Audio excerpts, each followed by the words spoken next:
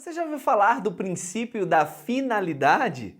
Ah, com certeza esse é um assunto muito importante e nesta pílula de direito administrativo número 7 eu vou tratar a respeito.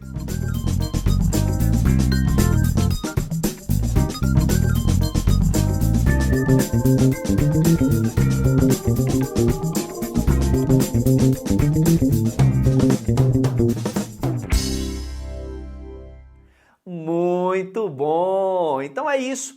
O princípio da finalidade é um dos desdobramentos do princípio da impessoalidade. Usando a palavra mais rebuscada que as bancas examinadoras gostam de usar nas provas, o princípio da finalidade é um corolário do princípio da impessoalidade, ou seja, é uma consequência, é um desdobramento ou é um subprincípio da impessoalidade. A impessoalidade é um princípio polivalente porque tem várias formas de ser analisado.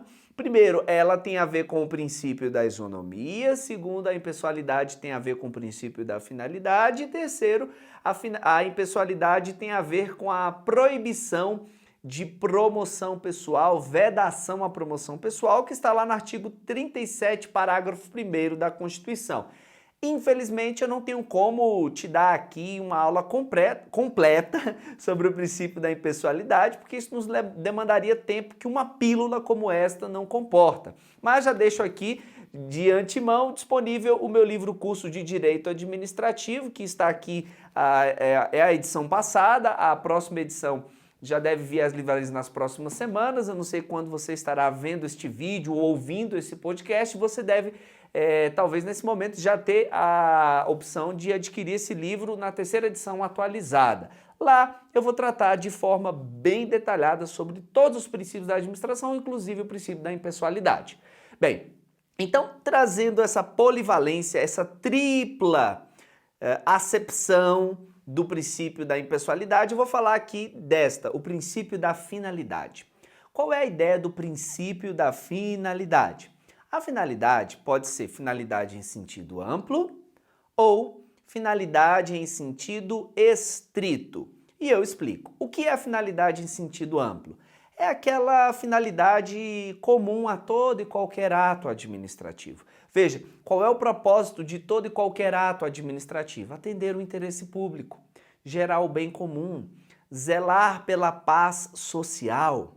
É uma finalidade, então, genérica. Todo e qualquer ato da administração pública, o ato administrativo, deve ter essa mesma finalidade, atingir o interesse público, certo? Agora, existe a finalidade em sentido estrito, que é a finalidade especificada em lei para determinado ato administrativo.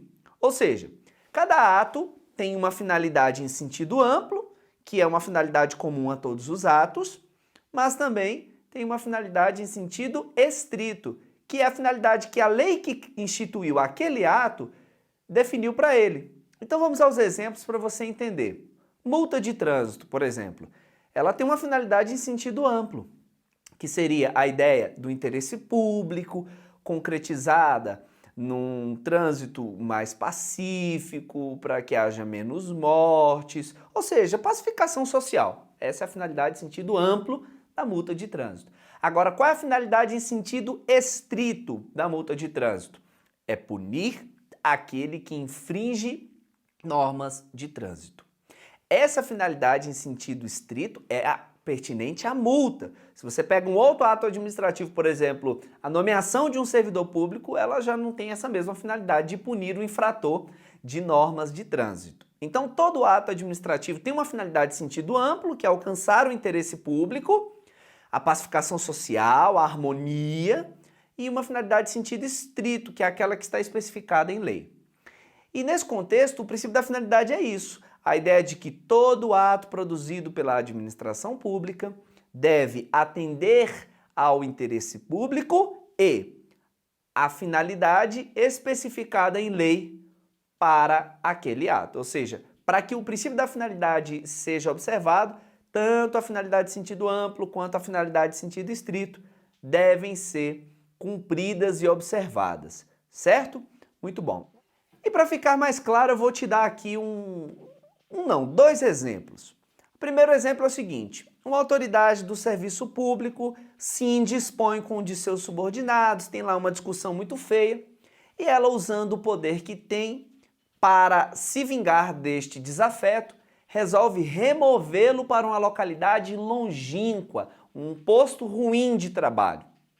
Veja, esta remoção é um ato administrativo que classicamente não obedece ao princípio da finalidade e, no caso, a finalidade em sentido amplo e a finalidade em sentido estrito são violadas. Veja, a finalidade em sentido amplo foi violada por quê? Porque quando esse servidor remove o subordinado por uma questão de desavença pessoal, ele não está, obviamente, buscando o interesse público, senão está buscando atender o interesse pessoal. Então, a finalidade de sentido amplo não foi observada. Também não foi observada a finalidade de sentido estrito, por quê?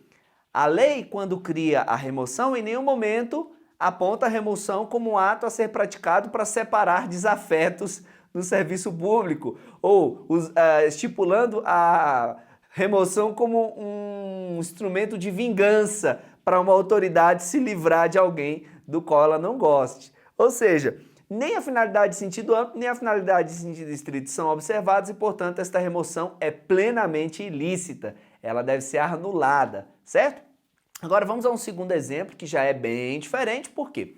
O segundo exemplo é o seguinte: há uma autoridade no serviço público que surpreende um de seus subordinados praticando um ato ilícito grave. E aí o que ela pensa? Bem, eu preciso punir este servidor pelo ato ilícito que ele cometeu. Já sei. Há um posto de trabalho longínquo, um posto de trabalho isolado lá na área de fronteira, onde há vagas. Ou seja, há uma necessidade de pessoas naquele posto de trabalho. O que eu vou fazer? Eu vou pegar este servidor aqui que cometeu esse ato ilícito e, como forma de puni-lo, eu vou encaminhá-lo para aquele posto de trabalho.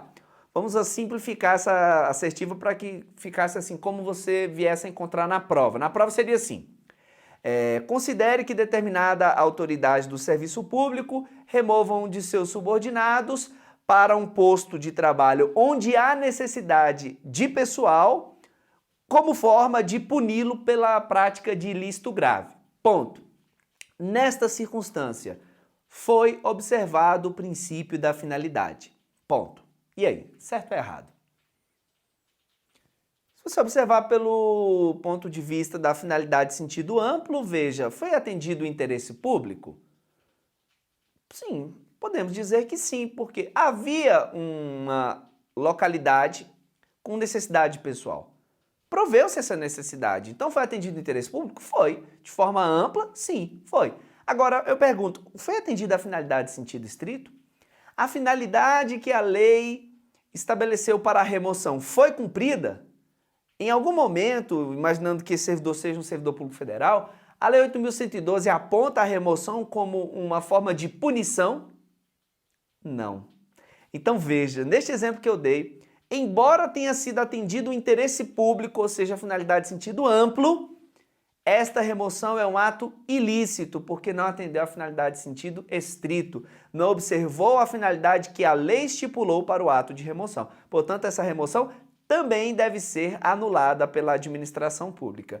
Em outras palavras, não importa em quais circunstâncias, se uma autoridade usa a remoção com efeito punitivo, ela está violando a finalidade de sentido estrito da remoção e está praticando um ato ilícito. E só a título de complementação, o nome que se dá a esse defeito do ato administrativo, quando ele não é praticado observando a finalidade adequada, o nome que dá a esse defeito, que se dá, é desvio de finalidade, desvio de poder. E é exatamente isso, desvio de poder ou desvio de finalidade ocorre quando a autoridade ou não cumpre a finalidade de sentido amplo, ou seja, pratica um ato para atender só um interesse particular, ou quando a autoridade pratica um ato sem observar a finalidade que a lei estabeleceu para aquele ato, usando esse segundo exemplo da remoção para punir, ainda que seja para um local onde haja necessidade de pessoas para trabalhar. Tudo bem?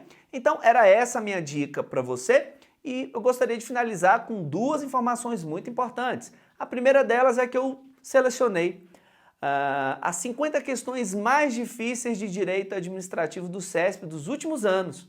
A minha ideia é exatamente poder te dar um instrumento para você aferir se você está no nível iniciante, um nível intermediário, avançado em direito administrativo e a partir desse resultado você saber exatamente o quanto você tem que se dedicar ao direito administrativo, porque nós sabemos que a ideia de um concurso público é você estudar mais as matérias nas quais você tem mais dificuldade, porque não adianta você ser excelente numa matéria e péssimo no outro, porque em concurso o que mais vale é o desempenho, que seja um desempenho mais ou menos equilibrado entre as matérias. Então, para te dar essa temperatura de como tem sido o seu aproveitamento como estudante, eu elaborei esse livro, um livro digital, um e-book, as 50 questões mais difíceis de direito administrativo do CESP. Esse é um material grátis que eu vou disponibilizar para você e o link de acesso para você poder baixar esse material está aqui na descrição do vídeo ou do seu podcast, conforme o caso. E se você gostou desse conteúdo, mostre para mim que gostou, porque eu não tenho como ler pensamentos. Eu só posso saber que você gostou do vídeo, deste podcast, se você curte, se você comenta, se você compartilha, ou seja, de alguma forma, se você reage. Então reaja a este conteúdo a fim de que isso me sinalize que está sendo útil para você e eu produza ainda mais para te ajudar a alcançar a sua aprovação em concursos públicos. Então é isso, eu vou ficando por aqui. Abraços efusivos do seu professor Eliesley Silva.